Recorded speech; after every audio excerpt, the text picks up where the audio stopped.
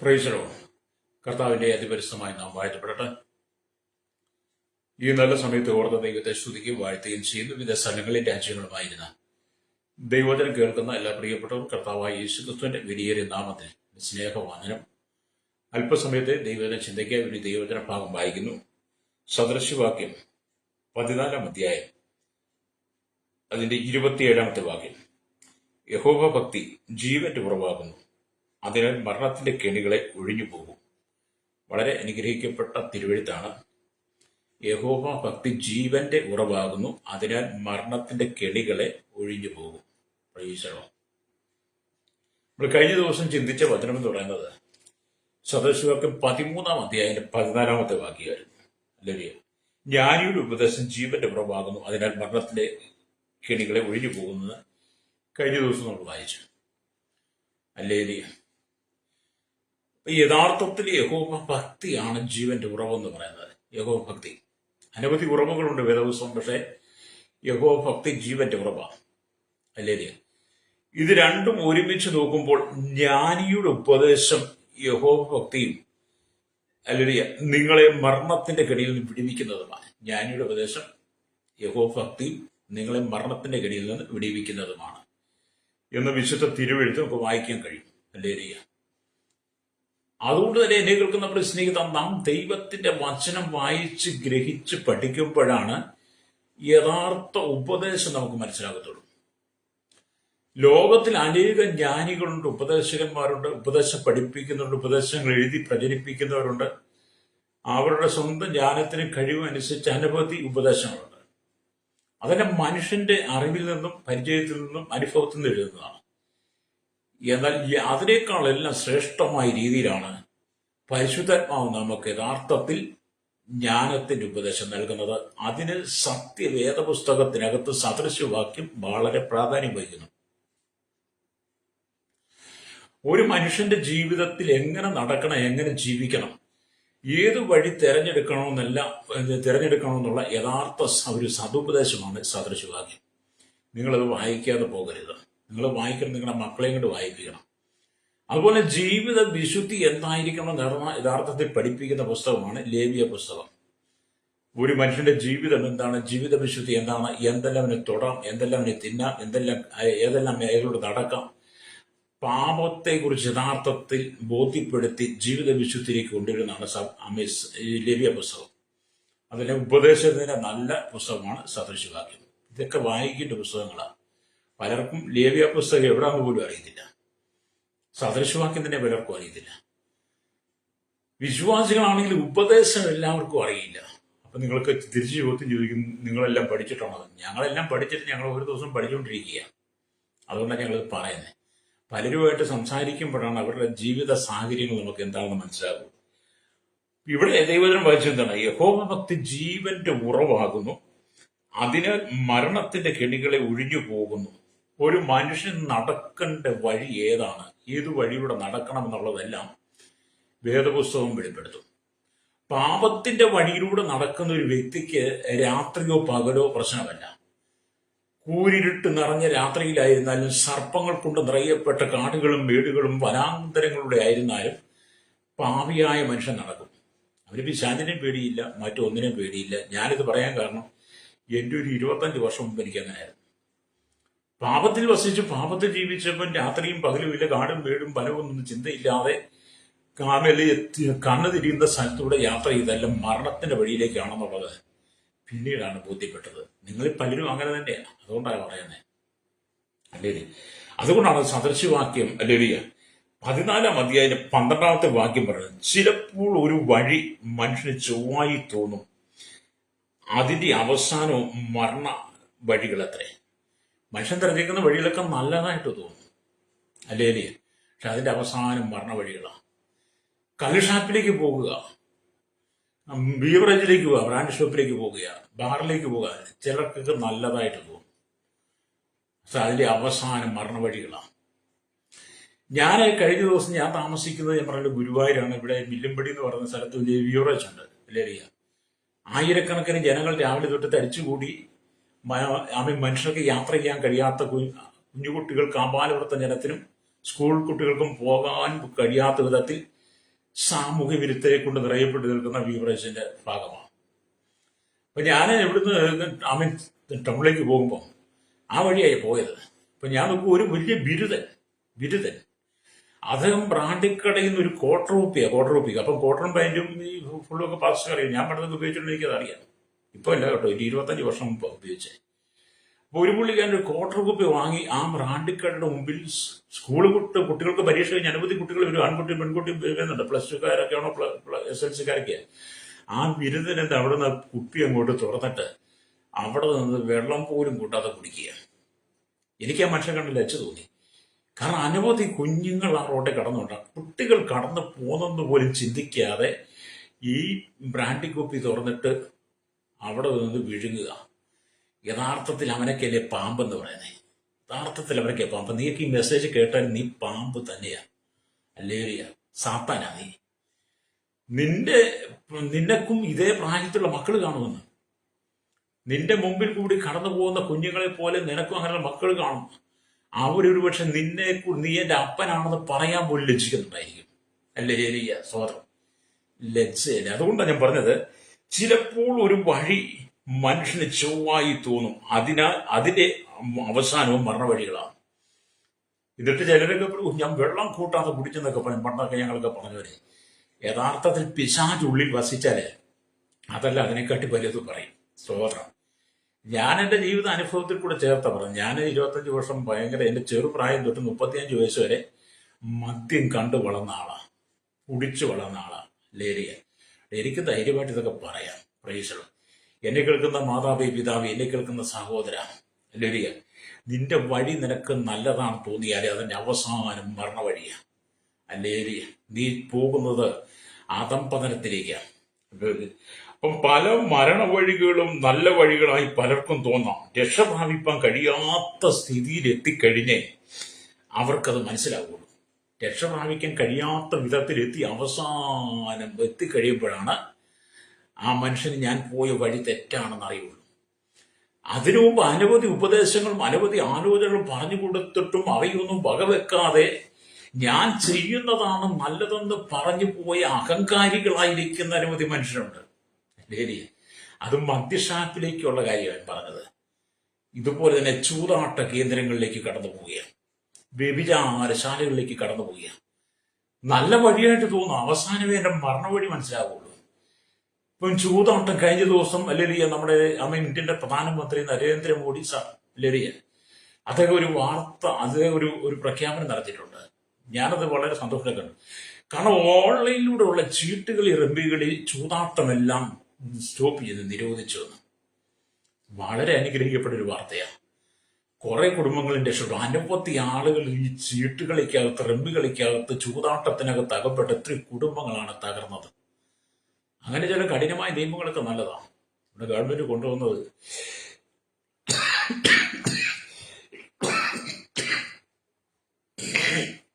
അപ്പൊ ഞാനത് വായിച്ചപ്പോഴേ സന്തോഷം തോന്നി. എന്നെ കേൾക്കുന്നവരെ, രക്ഷപ്പെടാൻ കഴിയാത്ത വഴിയിൽ എത്തിക്കഴിയുമ്പോഴേ പലരും മരണവഴിയാണ് മനസ്സിലാകുന്നത്.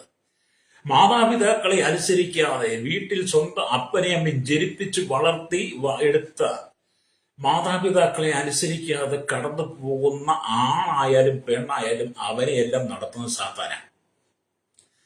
അവര് തോന്നും ഞാൻ ചെയ്യുന്ന നല്ല വഴി, അവൾക്ക് തോന്നും ഞാൻ ചെയ്യുന്ന നല്ല വഴിയാണ്. അതിന്റെ മരണത്തിന്റെ ആ മറവടിയിലേക്ക് നീ പോയിക്കൊണ്ടിരിക്കുക, നീ അവസാനം താറുമാറാകും.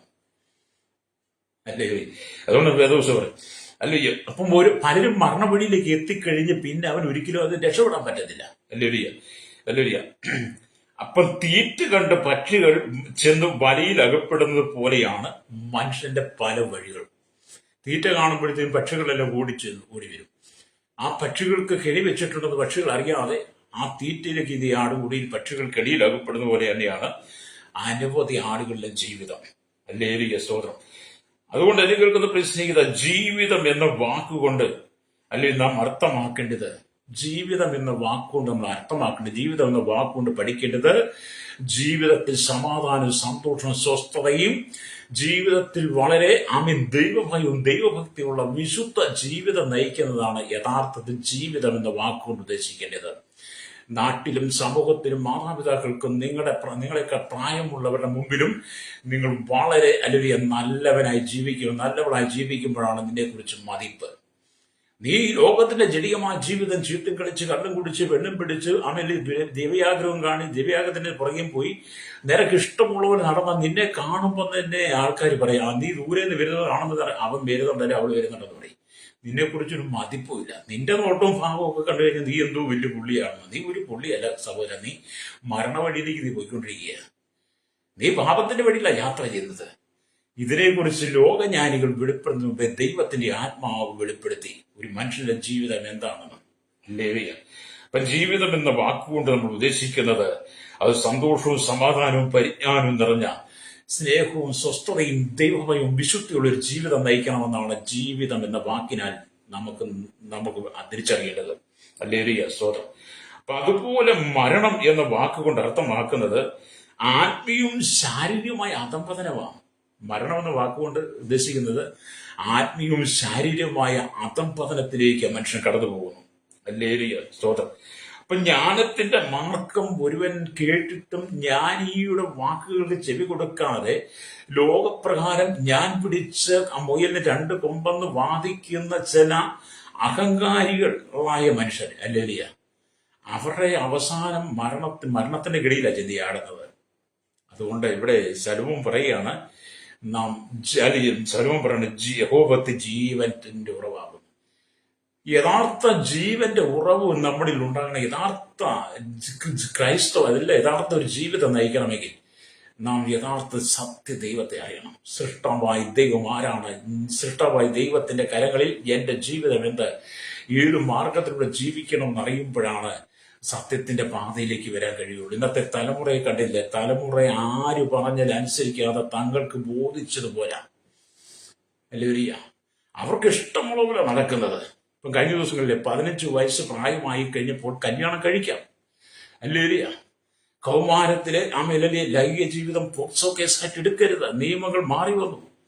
എന്തും മനുഷ്യൻ ഇനി പാപം വർദ്ധിക്കും. ഇനിയും ചെറിയ 15 വയസ്സിന് താഴെട്ടുള്ള 15 വയസ്സുള്ള കുട്ടികൾക്കൊക്കെ ഇഷ്ടംപോലെ പാപം ചെയ്യാൻ അവസരമായി. കാരണം അത് പോക്സോ കേസായിട്ട് എടുക്കാനും പാടില്ല. അവർ ചെയ്യുന്നതിനെ പ്രോത്സാഹിപ്പിക്കുക നമ്മുടെ രാജ്യം. നിയമങ്ങൾ എത്ര കഠിനമായ, എത്ര ദോഷം. ഇന്നൊക്കെ തലമുറകളൊക്കെ പറയും ഞങ്ങൾക്ക് എന്തും ചെയ്യും. നമ്മൾ ഈ ടൂറിസ്റ്റ് സ്ഥലങ്ങളിൽ പാർക്കിംഗ് അല്ലെങ്കിൽ ഈ പാർക്കുകളിലൊക്കെ ചെല്ലണം കാണണമെങ്കിൽ. ഇനി അത് വർദ്ധിക്കാൻ പോവുക. 10ഉം 15ഉം വയസ്സ് പ്രായമുള്ള ആൺകുട്ടികളും പെൺകുട്ടികളൊക്കെ ഇനി കാണണമെങ്കിൽ സ്കൂളുകളിൽ പോകേണ്ട, പാർക്കിംഗ് ഏരിയ ഈ പാർക്കുകളിൽ ചെന്നാൽ മതി. കാരണം നിയമം അങ്ങനായി. ലഭ്യ ഇതെല്ലാം മരണവഴികളാണ്. മരണവഴിയിലേക്ക് പോവുകയാണ്. ലഭ്യ നമ്മൾക്ക് ഈ ഭൂമിയിൽ സമാധാനത്തോടെ, സന്തോഷത്തോടെ, സ്വസ്ഥതയോടെ ജീവിക്കുന്ന ഒരു വ്യക്തിക്ക് സ്വസ്ഥമായ ജീവിതം നയിക്കാൻ കഴിയത്തില്ല. അവന്റെ ജീവിതം ഇന്ന് ക്ലേശപൂർവ്വമായിരിക്കും. എന്നാൽ അക്രമം ചെയ്ത്, അരാജകത്വം ചെയ്ത്, പിടിച്ചു പറിച്ചും മോഷ്ടിച്ചും, കൊലപാതകം ചെയ്തും, വ്യഭിചാരം ചെയ്തും, ബലാത്സംഗം ചെയ്തും, പീഡിപ്പിച്ചും, കൊള്ളയടിച്ചും, മോഷ്ടിച്ചും, അഴിമതി ചെയ്തും, കൈക്കൂലി നടത്തി ജീവിക്കുന്നവർക്ക് ഒരു പ്രശ്നമില്ലെന്നേ. അതിനെ സപ്പോർട്ട് ചെയ്യും പലരും. അല്ലേ? ഇന്ന് പകൽ എന്നെ കേൾക്കുന്ന മാതാപിതാ, നിന്റെ വഴികൾ മരണവഴികളാണ്. നീ യഥാർത്ഥത്തിൽ ദൈവത്തെ അറിഞ്ഞ് ദൈവഭാഗത്തേക്ക് മടങ്ങി വരുന്നില്ലെങ്കിൽ നിന്റെ അവസാനം നീ നിലവിളിക്കും. അവിടെ നിന്നെ കൈപിടിച്ചുയർത്തുവാൻ ഈ ഉലകത്തിൽ ആരും കാണത്തില്ല. ഹല്ലേലൂയ. നീ മാനസാന്തരപ്പെട്ട് മടങ്ങി വരാൻ വേണ്ടിയിട്ടാണ് ഞങ്ങൾ സുവിശേഷം പ്രസംഗിക്കുന്നത്. സുവിശേഷം എന്ന് പറയുന്നത് ആർക്കും ദോഷം വരുത്തുന്ന ഒരു കാര്യമല്ല. സുവിശേഷം എന്ന് പറയുന്നത് ഏതൊരു മനുഷ്യനെയും ക്രിസ്തുവിൽ തികഞ്ഞവനാക്കി മാറ്റുക എന്നുള്ളതാണ്. പാപത്തിന്റെ വശീകരണത്തിലുള്ള, പാപത്തിന്റെ വഴിയുടെ, മരണത്തിന്റെ വഴിയുടെ കടന്നു പോകുന്ന വ്യക്തിയെ അതിൽ പിന്തിരിപ്പിച്ചതിനെ നേരായ പാതയിലേക്ക് നടത്തുന്നതാണ് സുവിശേഷം എന്ന് പറയുന്നത്. ഞങ്ങൾ ആ വചനമാണ് പ്രസംഗിക്കുന്നത്. അത് കേൾക്കുമ്പോഴാണ് ചിലർക്കൊക്കെ അങ്ങോട്ട് രോമാഞ്ചം കൊള്ളുന്നത്. കാരണം അവന്റെ പാപവഴികൾ വിട്ട് മടങ്ങി വരണമല്ലോ. ഹല്ലേലൂയ. അപ്പൊ എന്നെ കേൾക്കുന്ന പ്രശ്നം ഇതാ, ഈ പക്ഷികളെ പിടിക്കുവാനായി വേടൻ കെണികളെ വെക്കും. പക്ഷികളെ പിടിക്കുവാൻ വേടൻ എന്ത് കെണികളെ വെക്കും. അല്ലെങ്കിൽ വന്യമൃഗങ്ങളെ പിടിക്കുവാൻ വേണ്ടിയിട്ട് വലകൾ വിരിക്കും. മാനുകളെ പിടിക്കുവാൻ വേണ്ടിയിട്ട് പുലികൾ പതുങ്ങി കിടക്കും. ഇരയെ പിടിക്കുവാൻ വേണ്ടിയിട്ട് മുതലകൾ വെള്ളത്തിൽ ഒളിഞ്ഞു കിടക്കും. ഹല്ലേലൂയ. അങ്ങനെ നാനാഭാഗത്തൊന്നും ശത്രുവിന്റെ പോരുകളുണ്ട്. ഒന്നുകൂടെ ഞാൻ പറയാം.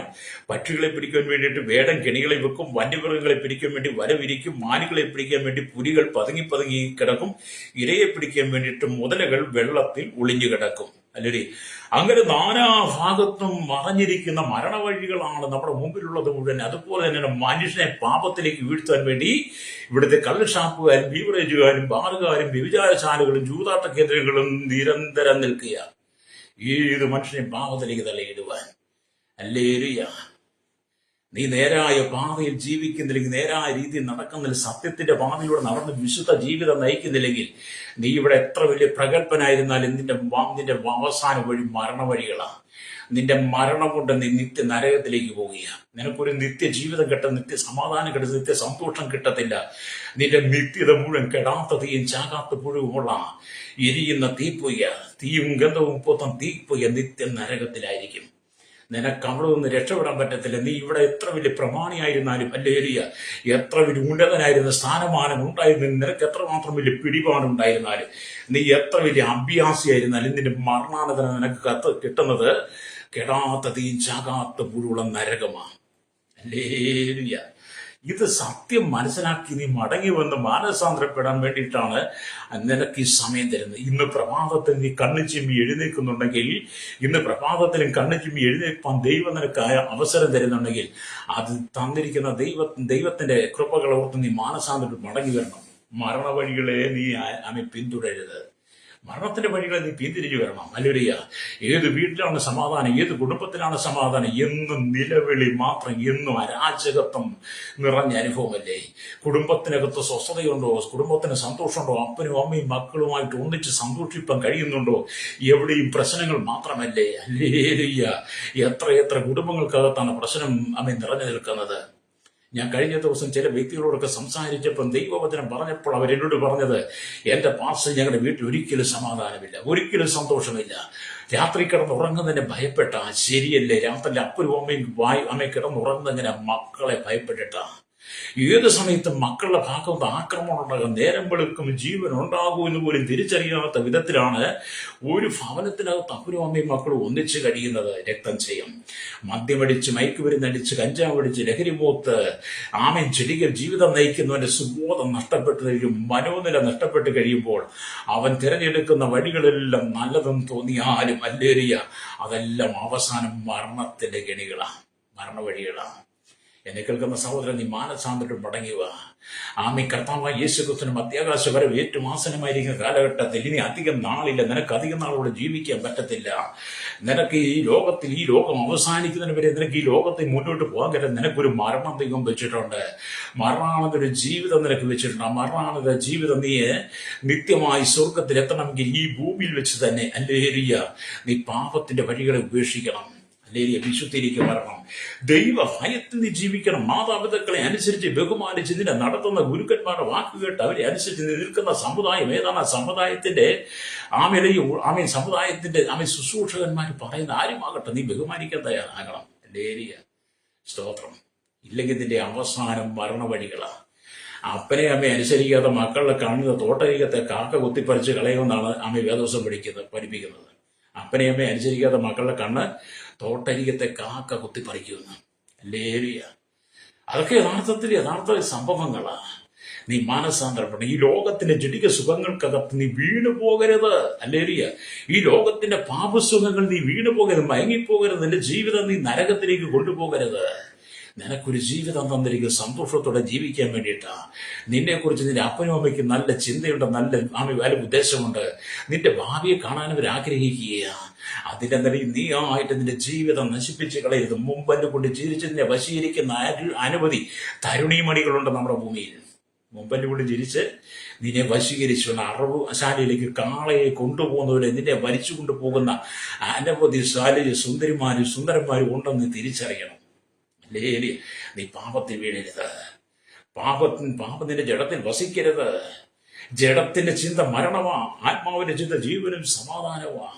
നിന്റെ ജഡത്തിനകത്ത് ഉയർന്നു വരുന്ന ജഡത്തിന്റെ ചിന്തകളെ നീ മരിപ്പിക്കണം. ജഡത്തിന്റെ ചിന്തകൾ നിന്റെ ജീവിതത്തിൽ ഉയരാൻ പാടില്ല. നീ ആത്മാവിൽ നിറഞ്ഞവനായി, പരിശുദ്ധാത്മാവിൽ നിറഞ്ഞപ്പെട്ടവനായി ദൈവവചനത്തെ അനുസരിച്ച് വിശുദ്ധ ജീവിതം നയിക്കണം. അതുകൊണ്ടാണ് സർവവും പറയുന്നത് യഹോവഭക്തി ജീവന്റെ ഉറവാകുന്നു. ഹല്ലേലൂയ. അതിനാൽ മരണത്തിന്റെ ഗതികളെ ഒഴിഞ്ഞു പോകും. ഹല്ലേലൂയ. യഥാർത്ഥത്തിൽ നീ ദൈവവചനം അനുസരിച്ച് കർത്താവിനെ അനുസരിച്ച് ജീവിക്കുന്നവനാണെങ്കിൽ പാപത്തിലേക്ക് നിന്റെ കാല് കൊണ്ടുപോകും. പാപത്തിലേക്ക് നടക്കുമ്പോൾ പാപത്തിലേക്ക് നിന്നെ വലിച്ചിഴച്ച് കൊണ്ടുപോകാൻ വേണ്ടി പലരും നിന്നെ കൈയാട്ടിയും ആങ്ങിക്കാട്ടിയും കണ്ണു കാണിച്ച് നിന്നെ വിളിക്കാൻ തയ്യാറാകും. ഹല്ലേലൂയ. സ്തോത്രം, സ്തോത്രം. ഈ കഴിഞ്ഞ ദിവസമൊക്കെ ഞാൻ യാത്ര ചെയ്യുന്ന വഴിക്ക് പലരും ശ്രദ്ധിക്കാറുണ്ട്. രാവിലെ വീട്ടിൽ നിന്ന് ഓരോ കാര്യങ്ങൾ പറഞ്ഞ് എല്ലാവരും വീട്ടിൽ നിന്ന് പോരുക. എന്നിട്ട് ഈ ഓരോ സ്ഥലത്ത് പോയി നിന്ന് അങ്ങോട്ട് ചിലർ ഫോൺ വിളി അങ്ങോട്ട് തുടങ്ങി. ചില പെൺകുട്ടികൾ, കൗമാരക്കാരായ പെൺകുട്ടികൾ ഫോൺ വിളി തുടങ്ങിക്കഴിഞ്ഞാൽ ആ വഴിയിലൂടെ മറ്റാർക്ക് യാത്ര ഒന്നും ഒഴിഞ്ഞു പോലും തരത്തില്ല. കാരണം അവരുടെ കാലമാണ്. ഇതിന്റെ എല്ലാം അവസാനം നീ കണക്ക് പറയേണ്ടി വരും സഹോദര സഹോദരി. സ്തോത്രം. നിന്റെ കൗമാരത്തിലെ അതിന്റെ യൗവനത്തിലെ ചോരത്തിളപ്പുണ്ടല്ലോ, അത് നീ നേരായ പാതയിലൂടെ അല്ല കൊണ്ടുപോകുന്നതെങ്കിൽ, അത് നീ ഈ ലോകത്തിന്റെ ഇഷ്ടങ്ങൾക്കനുസരിച്ചാണെങ്കിൽ നീ മരണ വഴിയിലേക്കാണ് പോകുന്നത്, മരണത്തിന്റെ ഇടയിലേക്കാണ്. നമ്മൾ ദൈവത്തെ ഭയപ്പെടണം, ദൈവത്തെ ഭയപ്പെടണം. അവന്റെ കൽപ്പനകളെ നാം പ്രമാണിക്കണം. മതം ഏതായിരുന്നാലും ജാതി ഏതായിരുന്നാലും ഹല്ലേലൂയ, ജാതി മത വർണ്ണ വ്യത്യാസമില്ലാതെ കുടില് തൊട്ട് കൊട്ടാരി വരെ പാർക്കുന്ന സകല മനുഷ്യരും ദൈവത്തിന്റെ കരകൗശലശാലയിലെ മനോഹര ശില്പങ്ങൾ. അതിപ്രധാനമായതാണ് മനുഷ്യന്റെ ജീവിതം എന്ന് പറയുന്നത്. ദൈവത്തിന്റെ ശില്പങ്ങൾ അതിപ്രധാനമാണ് മനുഷ്യൻ. ഹല്ലേലൂയ. സകലത്തിനും ജീവനും ശരീരമുള്ളപ്പോൾ മനുഷ്യന് ദൈവം ജീവനും ശരീരവും മാത്രമേ ആത്മാവിനെ കൂടെ കൊടുത്തു. അതുകൊണ്ട് മനുഷ്യൻ ദൈവത്തിന് വിലപ്പെട്ടതാണ്. നീ ദൈവത്തിന് വിലപ്പെട്ടവനാണ്. നീ ദൈവത്തിന് വിലയേറിയവനാണ്, മാന്യനാണ്.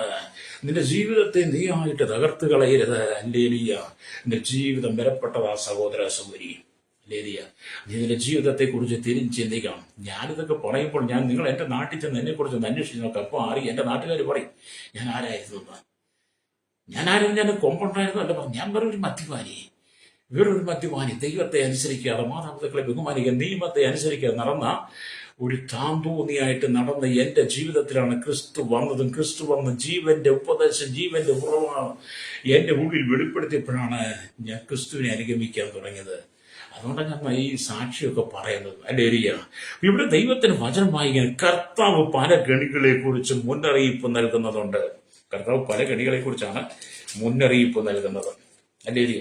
അനവധി കെണികളെ കുറിച്ച് നമ്മുടെ കർത്താവ് മുന്നറിയിപ്പ് നൽകുമ്പോൾ ഹല്ലേലൂയ, നമ്മൾ സ്തോത്രം ഹല്ലേലൂയ. ഈ 16-ാം സംഗീതത്തിനൊക്കെ വായിക്കുമ്പോൾ അവിടെ എഴുതി വെച്ചിട്ടുണ്ട്. അവിടെ ഇങ്ങനെ എഴുതിയിട്ടുണ്ട്, 16-ാം സംഗീതം വായിക്കുമ്പോൾ 4-ാം വാക്യം, അന്യദേവനെ കൈക്കൊള്ളുന്നവരുടെ വേദനകൾ വർദ്ധിക്കും, അവരുടെ രക്തപാനി ബലികളെ ഞാൻ അർപ്പിക്കുകയില്ല, അവരുടെ നാമങ്ങളെ എന്റെ നാവിന്മേൽ എടുക്കുകയില്ലെന്ന് അവിടെ എഴുതി വെച്ചിട്ടുണ്ട്. ഹല്ലേലൂയ.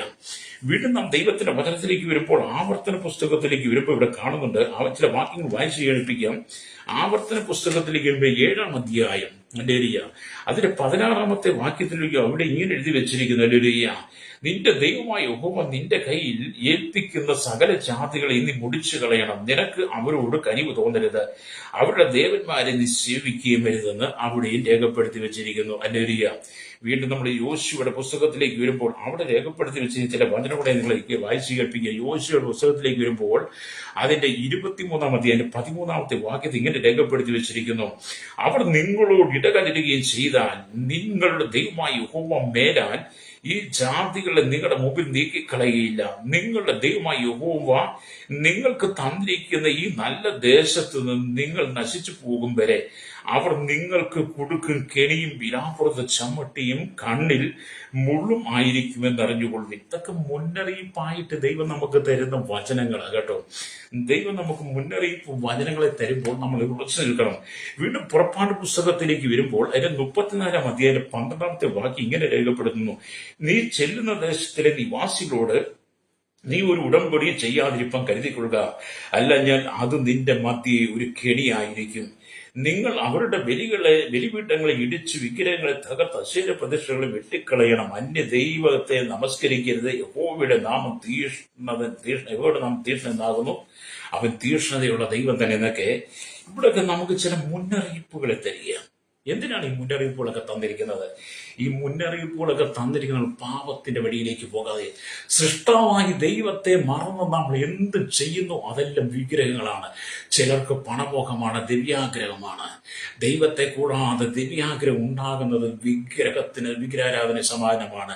ചിലർക്ക് കൈക്കൂലിയാണ്. എത്ര ശമ്പളം സർക്കാർ കൊടുത്താലും അത് പോരാഞ്ഞിട്ട് എന്ത് ചെയ്യും? കൈക്കൂലി വാങ്ങും. കഴിഞ്ഞ നാളുകളിൽ നിങ്ങൾ കണ്ടില്ലേ, എത്രയോ ഉന്നതാധികാര സ്ഥാനങ്ങൾ, എത്രയോ പൊസിഷനിലിരിക്കുന്ന നല്ല നല്ല ആളുകൾക്ക് സർക്കാർ വീണ്ടും വിധത്തിൽ ശമ്പളം കൊടുത്തിട്ടും അതും പോരാഞ്ഞിട്ട് വിവിധ തന്ത്രങ്ങളുടെ കൈക്കൂലി വാങ്ങിയത് മാത്രം അനവധി ആളുകൾ പിടിക്കപ്പെട്ടു. അവനതെല്ലാം മരണത്തിന് കെണികളായി മാറി. ശരിയാ, ആ സർക്കാർ കൊടുക്കുന്ന ശമ്പളം മേടിച്ചിരിക്കുക അവന്റെ ജീവിതത്തിലും സന്തോഷം. പക്ഷെ അവൻ അവൻ അവൻ അവൻ മറ്റ് കൈക്കൂലി, അതൊരു വിഗ്രഹാരാധനയാണ്. ദൈവം നമുക്ക് തന്നിരിക്കുന്ന വിശുദ്ധ ജീവിതം ഒഴിച്ച് നാം ചെയ്യുന്ന സകല അശുദ്ധ ജീവിതവും വിഗ്രഹാരാധനയാണ്. മറ്റൊരുത്തന്നെ പിടിച്ചു പറിക്കുന്നത്, മറ്റൊരുത്തന്നെ മോഷ്ടിക്കുന്നത്, അന്യന്റെ ഭാര്യയെ മോഹിക്കുന്നത്, അന്യന്റെ വീട്ടിലുള്ളതിനെ അപഹരിക്കുന്നത് എല്ലാം വിഗ്രഹാരാധനയാണ്. നമ്മൾ ഈ വിഗ്രഹാരാധന എന്ന് പറയുമ്പോൾ നമ്മൾ ആകെപ്പാടെ ചിന്തിക്കുന്നത് വിഗ്രഹങ്ങളെ സേവിക്കുക, അത് മാത്രമല്ല ഈ വിഗ്രഹാരാധന പറയുന്നത്. ദൈവത്തെ കൂടാതെ നീ എന്ത് ചെയ്യുന്നു അതെല്ലാം വിഗ്രഹാരാധനയാണ്. പ്രൈസലോ, നീ കള്ളു കുടിക്കുന്നത്, നീ ചീട്ട് കളിക്കുന്നത്, നീ ചൂതാട്ട കേന്ദ്രങ്ങളിൽ കടന്നു പോകുന്നത്, നീ മറ്റൊരുത്തിനെ അപഹരിക്കുന്നത്, മറ്റുള്ള അതിര് തോണ്ടുന്നത്, പിടിച്ചു പറിക്കുന്നത്, കളവ് പറയുന്നത്, ഇതെല്ലാം ഈ കൂട്ടത്തിൽ പെടും. ഹല്ലേലൂയ. അതുകൊണ്ടാണ് മാനസാന്തരപ്പെട്ട് മടങ്ങി വരാൻ പറയുന്നത്. അല്ലെങ്കിൽ അതുകൊണ്ടാണ് യഹോഭക്തി ജീവന്റെ ഉറവാകുന്നത്. യഹോഭക്തി നിന്റെ ജീവിതത്തിലുണ്ടെങ്കിൽ മരണത്തിന്റെ സകല കെണികളും നിന്നെ വിട്ട് ഓടിപ്പോകുമെന്ന്. അതുകൊണ്ട് നീ സാത്താന് വിധേയപ്പെടരുത്. ഹല്ലേലൂയ. വചനം ദൈവം നിങ്ങൾക്ക് തന്നിരിക്കുന്ന നിങ്ങൾ മാനസാന്തരപ്പെടാൻ വേണ്ടിയിട്ടാണ്, നിങ്ങൾ നേരായ പാതയിലൂടെ നടക്കാൻ വേണ്ടിയിട്ടാണ്, നിങ്ങൾ വിശുദ്ധ ജീവിതം നടക്കാൻ വേണ്ടിയിട്ടാണ് ദൈവം നമുക്ക് വചനങ്ങളെ തരുന്നത്. ഹല്ലേലൂയ. ഈ മരണത്തിന്റെ കെണികൾ എന്നൊക്കെ പറഞ്ഞാൽ പലരും നമ്മളെ ചതിക്കാൻ ശ്രമിക്കും. എന്ന് പറഞ്ഞാൽ എലിക്കണിയിൽ അല്ലെങ്കിൽ മസാല വട്ട വെക്കുന്നത് പോലെ ശൗൽ ദാവീദിന് തന്റെ സ്വന്തം മകളെ തന്നെ ഒരു കെണിയായി വെച്ചു. ഈ അല്ലരിയ സ്വതന്ത്രം ഓർത്തു നോക്കി. അല്ലരിയ എലിക്കണിയിൽ എന്ത് ചെയ്യും? മസാല വട വെച്ചു കൊടുക്കും. അല്ലേരിയ എന്താണ്? രാത്രിയിൽ എലി വന്ന് ഈ മസാല വട കഴിക്കാൻ വരുമ്പോ ഈ എലി എന്ത് ഈ എലിക്കടിയിൽ വീഴും. അല്ലേരിയ അതിനെ പിന്നെ പിടിച്ചു കൊല്ലാൻ എളുപ്പം എന്ന് പറഞ്ഞ ശൗല് ദാവീദിന് വെച്ചു കൊടുത്ത കെണി തന്റെ സ്വന്തം മകളെ തന്നെയാണ്. അല്ലേരിയ. അപ്പൊ അങ്ങനെയൊക്കെ ഉണ്ട് എന്ന് പറഞ്ഞാൽ നമ്മൾ വേദപുസ്തകം വായിക്കുന്ന നമുക്ക് മനസ്സിലാക്കാൻ കഴിയും. ഹല്ലേലൂയ. 1 ശമൂവേലിന്റെ പുസ്തകം 18-ാം അധ്യായത്തിലേക്ക് വരുമ്പോൾ അതിന്റെ 17 തൊട്ടുള്ള വാക്യങ്ങൾ വായിക്കുമ്പോൾ ഇവിടെ അങ്ങനെ കാണുന്നു. അനന്തരം ശൗൽ ദാവീദിനോട്, എന്റെ മൂത്ത മകൾ മേരിപ്പുണ്ടല്ലോ, ഞാൻ അവളെ നിനക്ക് ഭാര്യയായി തരും. നീ ശൂരനായി എനിക്ക് വേണ്ടി യഹോവയുടെ യുദ്ധങ്ങൾ നടത്തിയാൽ മതി എന്ന് പറഞ്ഞു. എന്റെ കൈയെല്ലാം ഫിലിസ്ത്യരുടെ കൈ അവന്റെ മേൽ വീഴുവാൻ സംഗതി വരട്ടെ എന്ന് ശൗൽ വിചാരിച്ചു. അതിനകത്ത് ഭയങ്കര കെണിയാണ്. എന്ന് പറഞ്ഞാൽ ശൗല് ഇസ്രായേലിന്റെ രാജാവായ ശൗല് ദാവീദിന് കെണി വെക്കുക. എന്താ ദാവീദിന് കെണി വെക്കുക? ശൗലിന്റെ മൂത്ത മകളായിരിക്കുന്ന അലുവിയ മേരവിനെ ദാവീദിന് ഭാര്യയായിട്ട് കൊടുക്കുക. ദാവീദിന് ഭാര്യയായിട്ട് കൊടുത്തു കഴിഞ്ഞിട്ട് ദാവീദിനെ ഫിലിസ്ത്യന്റെ മുമ്പിൽ യുദ്ധത്തിന് ഇറക്കി വിടുമ്പോൾ ശൗലിന്റെ കൈകൊണ്ട് തന്നെ കൊല്ലാതെ ഫിലിസ്ത്യന്റെ കൈകൊണ്ട് ദാവീദ് മരിക്കണം. അതിന് ശൗൽ തിരഞ്ഞെടുത്ത് തന്റെ മൂത്ത മകൾ മേരവിനെ കൊടുക്കുക. മേരവിനൊരു കെണിയായിട്ട്. പാപത്തിന്റെ വശീകരണം നോക്കണം. അല്ലെങ്കിൽ അവിടെ നിന്ന് വീണ്ടും നമ്മൾ വായിച്ചിരുമ്പോൾ കാണുന്നുണ്ട്, ശൗല് പറയുക, എന്റെ കൈ കൊണ്ട് ദാവീദിനെ കൊല്ലത്തില്ല, ഫിലിസ്ത്യന്റെ കൈ എന്റെ മേൽ വീഴുവാൻ സംഗതി വരട്ടെ എന്ന് ശൗൽ വിചാരിച്ചു. ദാവീദ് ശൗലിനോട്, രാജാവിന്റെ മരുമകനായിരിക്കാൻ ഞാനാർ. ഈ ദാവീദ് ചോദിക്കാം, രാജാവിന്റെ മരുമകനായിരിക്കാൻ ഞാനാർ? അല്ലെങ്കിൽ ഇസ്രായേലിൽ എന്റെ അസ്മാദികളും എന്റെ പിതൃഭവനവും എന്തുള്ളു എന്ന് പറഞ്ഞു. ശൗലിന്റെ മകളായ മേരവിനെ ദാവീദിനെ കൊടുക്കേണ്ടിയിരുന്ന സമയത്ത് അവളെ മെഹോലിദിനായിരിക്കുന്ന അദ്രിയേലിന് ഭാര്യയായി കൊടുത്തു. ദാവീദ് പറഞ്ഞു, എന്റെ മകൾ മേരവിനെ എനിക്ക് തരാം. പക്ഷെ ദാവീദ് പറഞ്ഞു, ഞാനും എന്റെ കുടുംബം എന്തുള്ള, എന്റെ കുടുംബത്തെ കുറിച്ച് നമുക്ക് അറിയാമല്ലോ. പക്ഷെ ദാവീദിന് തന്റെ ഈ ശൗലിന്റെ മകൾ മേരവിനെ കൊടുക്കേണ്ട സമയമായപ്പോഴും എന്ത് ചെയ്തു? ശൗൽ എന്താ ചെയ്തത്? ശൗൽ മെഹോലത്തിനായിരിക്കുന്ന അദ്രിയേലിന് ഈ മേരവിനെ ഭാര്യയായിട്ട് കൊടുത്തു. കെണി അല്ലേ? പിന്നെ അവിടെ കാണുന്നത്, ശൗലിന്റെ മകളായി മിരികളോ ദാവീദിനെ സ്നേഹിച്ചു. അത് ശൗലിനെ അറിവ് കിട്ടി. അപ്പം ഈ ശൗലിന്റെ രണ്ടാമത്തെ മകൾ മീകൾ എന്ത് ചെയ്തു? ദാവീദിനെ സ്നേഹിച്ചു. അങ്ങനെ ദാവീദിനെ മീകൾ സ്നേഹിക്കുന്നു എന്നുള്ളത് ശൗലിന് അറിവ് കിട്ടിക്കഴിഞ്ഞപ്പോൾ, അല്ലെങ്കിൽ അറിവ് കിട്ടിക്കഴിഞ്ഞപ്പോൾ കാര്യം എന്ത് ചെയ്തു? ഈ ശൗലിന് ഇഷ്ടമായി. ശൗലിന് മനസ്സിലായി, ഇനി അവനൊരു കെണി എന്റെ രണ്ടാമത്തെ മകളായിരിക്കുന്ന മീകളിൽ കൂടെ ഒരു കെണി ദാവീദിന് ഒരുക്കാം, ലേലിയ ഒരുക്കാം. അല്ലെ? അപ്പൊ ശൗലിന് ഇഷ്ടമായി. അവനൊരു കെണിയായിരിക്കേണ്ടതിനും ഫിലിസ്ത്യരുടെ കൈ അവന്റെ മേൽ വീഴേണ്ടതിനും ഞാൻ അവളെ അവന് കൊടുക്കുമെന്ന് ശൗൽ വിചാരിച്ച് ദാവീദിനോട്, നീ രണ്ടാം പ്രാവശ്യം എനിക്ക് മരുമകനായി തീരണമെന്ന് പറഞ്ഞു. ശൗലിന്റെ ചിന്ത എന്താ? ഞാൻ നിനക്ക് ഞാൻ തരാമെന്ന് പറഞ്ഞ മൂത്ത മകൾ മേരമുണ്ടല്ലോ, അവളെ ഞാൻ വേറെ ആൾക്ക് വിവാഹം കഴിച്ചു കൊടുത്തു. ഇനി എന്റെ രണ്ടാമത്തെ മകൾ മീകളിന് നിന്നോട് ഇഷ്ടമാണെന്ന് എനിക്ക് അറിവ് കിട്ടി. അതുകൊണ്ട് ഇനി എന്റെ രണ്ടാമത്തെ മകളുടെ മരുമകനായിട്ട് എടുക്കാൻ ഞാൻ ഒരു തീരുമാനം, എന്റെ മനസ്സിൽ ഇഷ്ടം തോന്നി. അതുകൊണ്ട് എന്റെ രണ്ടാമത്തെ മകൾ മീകളിനെ ഞാൻ നിനക്ക് തരാൻ പോകുകയാണ്. എന്നിട്ട് ഈ ശൗലിന്റെ മനസ്സിൽ ചിന്ത, എന്റെ രണ്ടാമത്തെ മകനായിട്ട് ഞാനിവിടെ തെരഞ്ഞെടുക്കുന്നവനെ വളർത്താൻ ഇവര് കെണിയാ. ഇവൻ വീണ്ടും ഫിലിസ്ത്യന്റെ കൈ ഇവന്റെ മേൽ വീണ്ടും ദാവീദ് പെട്ടുപോകണം. എന്നെ കേൾക്കുന്ന ശ്രോതാവ്, ഈ വചനമൊക്കെ വായിക്കുമ്പോൾ മനുഷ്യന് കെണിയൊഴുക്കുന്ന വിധങ്ങളെ കുറിച്ച് വിശുദ്ധ വേദപുസ്തകം പഠിപ്പിക്കുമ്പോൾ, ഇന്ന് പോലെ എന്നെ കേൾക്കുന്ന മാതാപിതാ, നിനക്ക് വേണ്ടി ഈ ലോകം വിവിധ കെണികളാണ് ഒരുക്കുന്നത്. നിനക്ക് വേണ്ടി ഇരുന്ന കെണികളെ നീ തിരിച്ചറിയാവുന്ന യാത്രയെ നീ മരണ വഴിയിലേക്ക് പോകും. അല്ലേരിയ അവസാനം നീ കണ്ണിലേക്ക് കടന്നു പോകും. ഇന്ന് പകൽ നമ്മൾ ചിന്തിച്ചു നോക്കിയാൽ നീ ദൈവത്തിലേക്ക് മടങ്ങി വരണം. ദൈവ വചനം വിട്ട് നീ ഇടത്തോട്ടോ വലത്തോട്ടോ മാറരുത്. അല്ലെങ്കിൽ ദൈവത്തിന് വിട്ട് ഇടത്തോട്ടോ വലത്തോട്ടോ നീ മാറരുത്. പാപത്തിന്റെ വശീകരണത്തിനകത്ത് നീ വീണു പോകരുത്. ഈ ലോകത്തിന്റെ മായയായ സുഖങ്ങളിൽ വീണു പോകരുത്. ലോകത്തിന്റെ സന്തോഷം തരുന്ന ഒന്നിലേക്ക് നീ വീണു പോകരുത്. അല്ലെങ്കിൽ അങ്ങനെ പോയാൽ മോഹം ഗർഭം ധരിച്ച് പാപത്തെ പ്രസവിക്കുമെന്നാണ് വേദപുസ്തകം പറയുന്നത്. യാക്കോബിന്റെ ലേഖനം 1-ാം അധ്യായം 13 വായിച്ചു നോക്കിയാൽ മതി. മോഹം ഗർഭം ധരിച്ചിട്ട് പാപത്തെ പ്രസവിക്കുന്നു. ഹല്ലേലൂയ. ഇന്ന് നമ്മൾ സമൂഹത്തിലേക്ക് ഇറങ്ങിച്ചെന്നാൽ ഏത് മനുഷ്യനും പാപത്തിലേക്ക് വലിച്ചിഴയ്ക്കുന്ന എല്ലാ സന്ദേശങ്ങളും അടങ്ങി എല്ലാ പരസ്യങ്ങളും കാണാം. അത് മൊബൈൽ തുറന്നാലും TV തുറന്നാലും എല്ലാം എന്ത് ചെയ്യുന്നു? പാപത്തിന്റെ വശീകരണങ്ങളിലേക്ക്, പാപത്തിലേക്ക് വശീകരിക്കുന്ന അനവധി കാഴ്ചകൾ, കൂത്തുകൾ നിങ്ങളുടെ കൺമുമ്പിൽ, അത് നിങ്ങളുടെ വിരൽ തുമ്പിൽ ഇരിപ്പുണ്ട്. അതുകൊണ്ട് എന്നെ കേൾക്കുന്ന മാതാപിതാവേ, നീയും നിന്റെ മക്കളും മരണത്തിന്റെ ഗണിയിലേക്ക് പോകരുത്. അതുകൊണ്ടാണ് ശലോമോൻ പറഞ്ഞത്, യഹോവഭക്തി ജീവന്റെ ഉറവാകുന്നു, അതിനാൽ മരണത്തിന്റെ ഗടികളെ ഒഴിഞ്ഞു പോകുമെന്ന് പറഞ്ഞത്. ദൈവഭക്തിയോട് ജീവിക്കുന്ന വ്യക്തിക്ക് രക്തനിശ്ചയം, ദൈവഭക്തിയോട് ജീവിക്കുന്ന വ്യക്തിക്ക് അവന് ദൈവമായിട്ട് അടുത്ത ബന്ധമുണ്ടായിരിക്കും. ലോകത്തോട് ചേർന്ന് നടക്കുന്ന ലോകത്തോടൊപ്പം ബന്ധമായിരിക്കും. അതുകൊണ്ടാണ് സങ്കീർത്തനക്കാരൻ ആസാവ് പറഞ്ഞ് 73-ാം സങ്കീർത്തനം 24-ാമത്തെ വാക്യത്തിലേക്ക് വരുമ്പോൾ കാണുന്നത്, ആസാവ് എന്ന് പറഞ്ഞ വ്യക്തി ദൈവത്തോട് അടുത്തിരിക്കുന്ന എനിക്ക് ഏറെ ഇഷ്ടമെന്ന. അതെ, ദൈവത്തോട് അടുത്തിരിക്കും, ദൈവം നമ്മോട് അടുത്തിരിക്കും. നാം ലോകത്തോട് അടുത്തിരിക്കും, ലോകം നമ്മോട് അടുത്തിരിക്കും. അനവധി കൂട്ടുകെട്ടുകൾ നിനക്കുണ്ടാകും. നിന്നെ ചങ്കായിട്ടും കരണായിട്ടും അനവധി ആളുകൾ നിന്റെ തോളെ കൈയിട്ട് ഇറക്കാൻ കാണും. അവൻ നിന്നെ കൂട്ടിക്കൊണ്ടു പോകുന്ന മരണത്തിന്റെ ഗണിയിലേക്കാണ്. ഞാനത് പറയുമ്പം പണ്ട് എനിക്ക് ഒരുപാട് കൂട്ടുകാരുണ്ടായിരുന്നു. നേരം വെളുത്ത് എഴുന്നേറ്റ് വരുമ്പോൾ എന്താ കാണുന്നത്? പോയവിടെ ഒരുപാട് കൂട്ടുകാർ വരും. അവരുമായിട്ട് കൂട്ടുകൂടി എങ്ങോട്ടാ പോകുന്നത്? മദ്യം കിട്ടുന്നവിടെ എവിടെയാണ് അവിടോട്ട് അന്വേഷിച്ച് പോവുകയാണ്. അതെല്ലാം മരണത്തിന്റെ ഗണികളായിരുന്നു എന്ന് എനിക്ക് തിരിച്ചറിഞ്ഞപ്പോഴാണ് എൻ്റെ കഴിഞ്ഞ കാല ജീവിതത്തിന്റെ പാപങ്ങളെ കുറിച്ച് എനിക്ക് ബോധ്യപ്പെട്ട ഞാൻ യേശുവിന്റെ ഏറ്റുപറഞ്ഞ കർത്താവേ, അങ്ങറിയാതെ അങ്ങ് കാണാതെ ഞാൻ എത്രമാത്രം പാപം ചെയ്തു. പക്ഷേ അങ്ങ് അറിഞ്ഞില്ല, അങ്ങ് കണ്ടില്ല എന്ന് പറഞ്ഞാൽ ഇതെല്ലാം അങ്ങ് കാണുന്നുണ്ടായിരുന്നല്ലോ.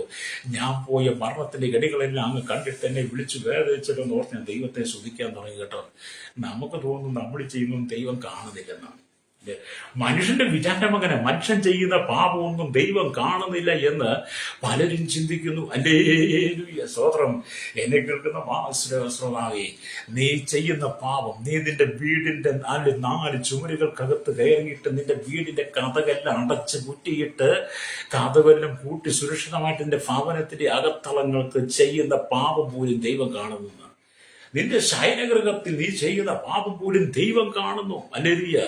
നീ എവിടെ ഒളിച്ചെന്ന് പാപം ചെയ്താലും ദൈവം കാണും എന്ന് പറഞ്ഞാൽ എബ്രായ ലേഖനം 4-ാം അധ്യായം 13-ാം വാക്യം വായിക്കുമ്പോൾ കാണുന്നുണ്ട്, ദൈവത്തിന്റെ കണ്ണ് ഹല്ലേലൂയ അവൻ നഗ്നവും മലർന്നുമായി കിടക്കും.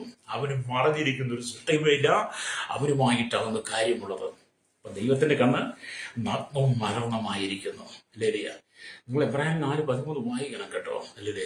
എന്ന് പറഞ്ഞാൽ അവനും മറഞ്ഞിരിക്കുന്ന ഒരു സൃഷ്ടിയുമില്ല. ഈ കാണുന്ന 800 കോടി ജനം വസിക്കുന്ന 7 ഭൂഖണ്ഡങ്ങൾക്കകത്ത് ഈ ഭൂമിയുടെ 4 കോടിയിലും 4 അതിരുകളിലുമുള്ള സകല ജനത്തെയും അറിയുന്നവൻ ദൈവമാ. അത് നാട്ടിൽ ജീവിക്കുന്നവനായിരുന്നാലും വനാന്തരത്തിൽ ജീവിക്കുന്ന ദ്വീപുകളിൽ വാസിക്കുന്നവനായിരുന്നാലും ലോകത്തിന്റെ ഏത് മൂലയിൽ വസിക്കുന്ന ജനത്തെയും ദൈവം കാണുന്നുവെന്ന് അവന് പറഞ്ഞിരിക്കുന്നത്. അവനുമായിട്ടാണ് നമുക്ക് കാര്യമുള്ളത്. അതുകൊണ്ട് നീ ചെയ്യുന്ന രഹസ്യ പാപങ്ങൾ, നീ ചെയ്യുന്ന നിന്റെ അല്ലെങ്കിൽ സ്വമേധ പാപങ്ങൾ, നീ ചെയ്യുന്ന സകല പാപങ്ങളും ദൈവം അറിയുന്നു. രക്തം ചെയ്യും. ലേലിയ ചിലരൊക്കെ ചെയ്യുന്ന രഹസ്യ പാപങ്ങൾ അവർ ചില ആരും കാണുന്നില്ല.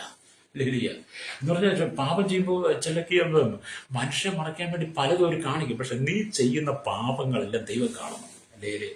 നീ ചെയ്തു കൂട്ടി ഓരോ പാപത്തിന് നീ കണക്ക് ബോധിപ്പിക്കേണ്ടി വരും. 2 കൊരിന്ത്യർ ലേഖനം 5-10 പൗലോസ് പറയുക, നാം ശരീരത്തിലിരിക്കുമ്പോൾ ചെയ്തത് നല്ലതാകിലും തീയതാകിലും അതിന് തക്ക പ്രതിഫലം പ്രാപിക്കാൻ നാം ഓരോരുത്തരും ദൈവത്തിന്റെ ന്യായാസനത്തിന് മുമ്പാകെ നിൽക്കേണ്ടി വരും. അതേ ശ്രോതാവേ, നീ ഭൂമി ചെയ്തു കൂട്ടിയ സകല പാപങ്ങളും അപ്പനെ അടിച്ചതാണോ, അമ്മയെ അടിച്ചതാണോ, സഹോദരങ്ങളെ അടിച്ചതാണോ, അയൽവാസി അടിച്ചതാണോ, ബന്ധുക്കളെ അടിച്ചതാണോ, സഭയിലെ പുരോഹിതനെ അടിച്ചതാണോ, പൂജാരി അടിച്ചതാണോ, സഭയിലെ ഒസ്താദിനെ അടിച്ചതാണോ, അല്ലെങ്കിൽ എന്നിട്ട് സമശിഷ്ടങ്ങളെ നീ വെട്ടിയതാണോ, കുത്തിയതാണോ, കൊന്നതാണോ, അന്യവന്റെ പിടിച്ചു പറിച്ചത് മോഷ്ടിച്ചാണോ, കൊള്ളയടിച്ചാണോ, കൊള്ളപ്പലിശ നീ വാങ്ങിയിട്ട് പിടിച്ചതാണോ, ഇതെന്ത് ചെയ്താലും നീ അതിനെല്ലാം കണക്ക് ബോധിപ്പിക്കേണ്ടി വരും. അല്ലെങ്കിൽ നീ ചെയ്ത സകല പാപത്തിനും നീ കണക്ക് ബോധിപ്പിക്കേണ്ടി വരും. സാക്ഷികളുണ്ട്. നീ ചെയ്ത സകല പാപങ്ങളെ കുറിച്ചും ചുമരിമേൽ ഉത്തരം വിളിച്ചു പറയും. അല്ലേലിയ നീ ചെയ്ത സകല പാപങ്ങളും നിലത്തെ പൊടി പറയും. അല്ലേലിയ അതുകൊണ്ട് നിന്റെ പാപങ്ങളെ നീ ഏറ്റുപറയണം. അല്ലേലിയ പാപങ്ങളെ ഏറ്റുപറഞ്ഞിട്ട് യഹോവഭക്തിന്റെ ജീവിതത്തിൽ വന്നാൽ യഹോവത്തിന്റെ ജീവന്റെ ഉറവാകും, നിന്റെ ജീവന്റെ വഴിയിലേക്ക് നടത്തും. അല്ലേലിയ പാപത്തിന്റെ വഴിയെ നീ വിട്ട് മടങ്ങി വരണം. ലേലിയ ഇന്നത്തെ കാലം റെയിൽവേ സ്റ്റേഷനിലും ബസ് സ്റ്റേഷനിലൊക്കെ ചെന്ന് നോക്കണം, വെയിറ്റിംഗ് ഷെഡുകളിൽ ചെന്ന് നോക്കണം.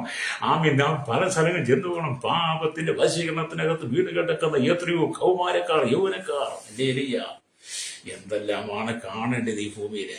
ലേലിയ നിന്റെ സ്വമേധ പാപങ്ങളെ, നിന്റെ രഹസ്യ പാപങ്ങളെ, നിന്റെ പരസ്യ പാപങ്ങളെ ദൈവം കാണും. അല്ലേലേ അവന്റെ മുമ്പിൽ ഒന്നും മറച്ചു വെക്കാൻ പറ്റില്ല. അതുകൊണ്ടാണ് ഇസ്രായേലിന്റെ പരിപാലകൻ മയങ്ങുകയും ഉറങ്ങുകയുമില്ല. ഇസ്രായേലിന്റെ പരിപാലകൻ എന്ന് പറഞ്ഞ കർത്താവായ യേശു ക്രിസ്തു അവൻ ഒരിക്കലും മയങ്ങുന്നവനിൽ ഉറങ്ങുന്നവനല്ല, സദാസമയം നിന്നെ വീക്ഷിച്ചു കൊണ്ടിരിക്കുന്നവനാ. സ്തോത്രം. നമ്മുടെ ദൈവം ഒരു നേരം ഉറങ്ങിപ്പോയാൽ ഈ ലോകത്തിന്റെ സ്ഥിതി എന്തായിരിക്കും? സ്തോത്രം. നമ്മുടെ അതിർത്തികൾ കാക്കുന്ന സൈന്യമുണ്ടല്ലോ, അല്ലെ, നമ്മുടെ പട്ടാളം. നമ്മുടെ പട്ടാളത്തെ അതിർത്തിയിൽ വിന്യസിപ്പിച്ചിരിക്കുന്നത് അയൽ രാജ്യത്തിന്റെ ആക്രമണം ഉണ്ടാകാതിരിപ്പാൻ, അന്യ രാജ്യത്തുള്ള നുഴഞ്ഞുകയറ്റക്കാർ നമ്മുടെ രാജ്യത്തിലേക്ക് നുഴഞ്ഞു കയറാതിരിക്കാൻ വേണ്ടിയിട്ടാണ് നമ്മുടെ ഇന്ത്യയുടെ എല്ലാ സൈഡുകളിലും അതിർത്തികളിലും സൈന്യത്തെ വിന്യസിപ്പിച്ചിരിക്കുന്നത്. അങ്ങനെ ആ സൈന്യത്തെ അതിർത്തിയുടെ കാവലായി വിന്യസിപ്പിച്ചിരിക്കുമ്പോൾ അവർ രാത്രിയും പകലും ഉറങ്ങാതിരിക്കുക. അവർ ഉറങ്ങിപ്പോയാൽ എന്ത് ചെയ്യും? തീവ്രവാദികൾ, ഭീകരവാദികൾ, വർഗീയവാദികൾ എന്ത് ചെയ്യും? നുഴഞ്ഞു കയറും. ആ നുഴഞ്ഞുകയറ്റത്തെ തടയാൻ വേണ്ടിയിട്ടാണ് അതിർത്തികൾ എന്ത് ചെയ്യുന്നു? സ്തോത്രം, സൈന്യത്തെ വിന്യസിച്ചിരിക്കുന്നത്. എന്ത് പറഞ്ഞു പോലെ എന്നെ കേൾക്കുന്ന മാതാപിതാവേ, നിന്റെ ജീവിതത്തിലെ സകല പാപങ്ങളും അറിയുന്ന ഒരു ദൈവമുണ്ട്. നിന്റെ ജീവിതത്തിലെ പാപ സ്വഭാവം നുഴഞ്ഞു കയറരുത്.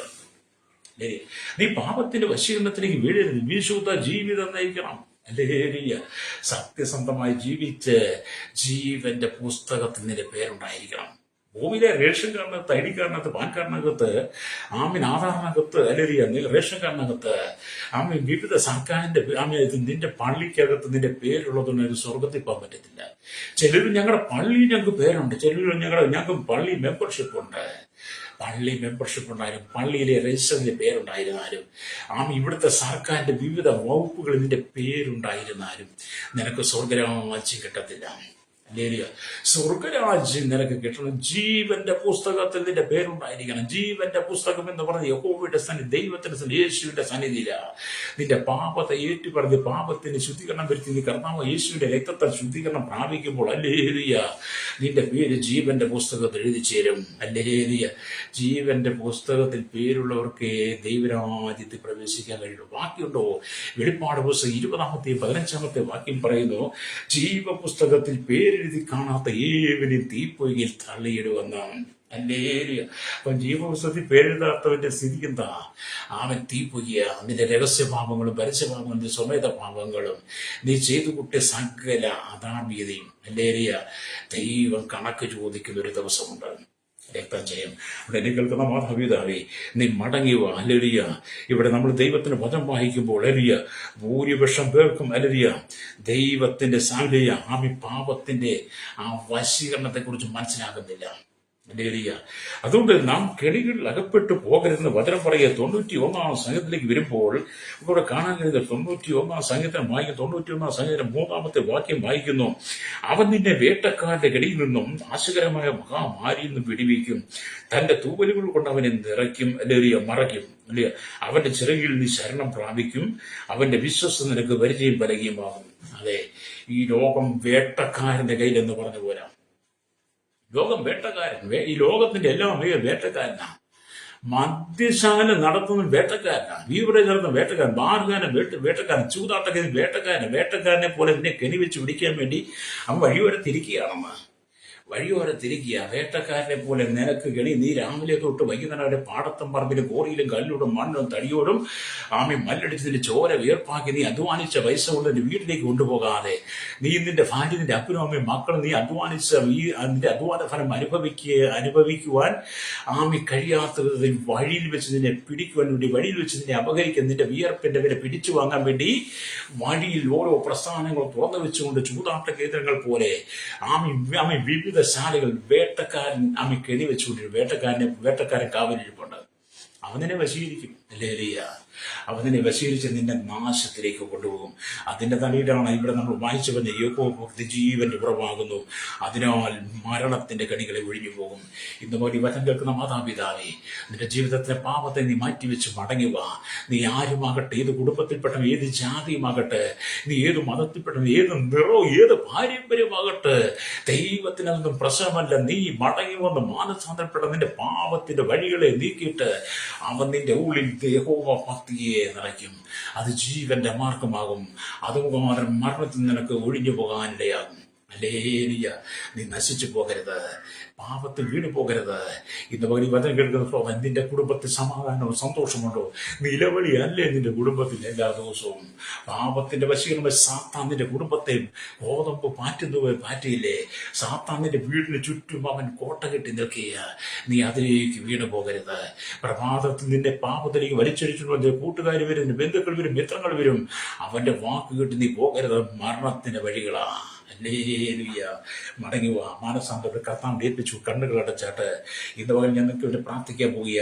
നിന്റെ ജീവിതത്തിന്റെ പാപ സ്വഭാവങ്ങളെ ഏറ്റുപറഞ്ഞ് ദൈവത്തിലേക്ക് മടങ്ങി വരാൻ വേണ്ടി എന്നോടൊപ്പം ചേർന്ന് പ്രാർത്ഥിച്ചിട്ട് കർത്താവേ, അങ്ങന്റെ ഹൃദയത്തിൽ വന്ന്, അങ്ങന്റെ ജീവിതത്തിൽ വന്ന് പാപത്തിന്റെ വഴികളെ മാറ്റിയിട്ട് ജീവന്റെ വഴിയിലേക്ക് എന്നെ നടത്തണമെന്ന് പറഞ്ഞ ദൈവത്തോട് പ്രാർത്ഥിച്ചാട്ട് പരിശുദ്ധ ഞങ്ങളുടെ നല്ല ദൈവമേ, സ്വർഗ്ഗീയ പിതാവേ, അനുഗ്രഹിക്കപ്പെട്ട നല്ല സമയത്തിനായ കേരളത്തിലെ 3.25 കോടി ജനങ്ങൾ തലമുറ നടത്തപ്പെട്ട അന്യവസാന തൊഴിലാളികൾ കർത്താവേ, ഞങ്ങളുടെ ഭാരതത്തിൽ 145 കോടി ജനം, 29 സംസ്ഥാന 7 കേന്ദ്രങ്ങളിലും ലോകരാജ്യം 7 ഭൂഖണ്ഡം 700 കോടി ജനം, ജാതി മത വർണ്ണ വ്യത്യാസമില്ല, കൊട്ടാരത്തിൽ വരെ പാർക്കുന്ന സകല ജനത്തെയും എല്ലാ ജില്ലാ കർത്താവിന്റെ ജാമ്യ കർത്താവ് village panchayat municipality corporation taluk ലോക ജില്ലാ സംസ്ഥാനങ്ങൾ രാജ്യങ്ങൾ രാഷ്ട്രീകരിക്കുന്നവരെ രാജകുമാർ പ്രധാനമന്ത്രി പ്രസിഡന്റ് ഗവർണർ പാട്ടാള വേദ ഗോത്രങ്ങൾ ദ്വീപുകളെ ആദിവാസി മേഖല ഭരിക്കുന്നവരെ അതിർത്തികൾ കാക്കുന്നവരുടെ കരസേന വ്യോമസ് നാവികസേന അതിർത്തി എല്ലാ അധികാരികളെയും ക്രമസമാധാന പാലക നിയമർപ്പാണ് രംഗത്ത് നിൽക്കുന്നവരെ ജുഡീഷ്യൽ എക്സൈസ് ഫോറസ്റ്റ് കർത്താവിന്റെ ഭാഗങ്ങൾക്കായി സകലം ലോകത്തിന് ആരോഗ്യ വിദ്യാഭ്യാസ സാമ്പത്തിക മേഖല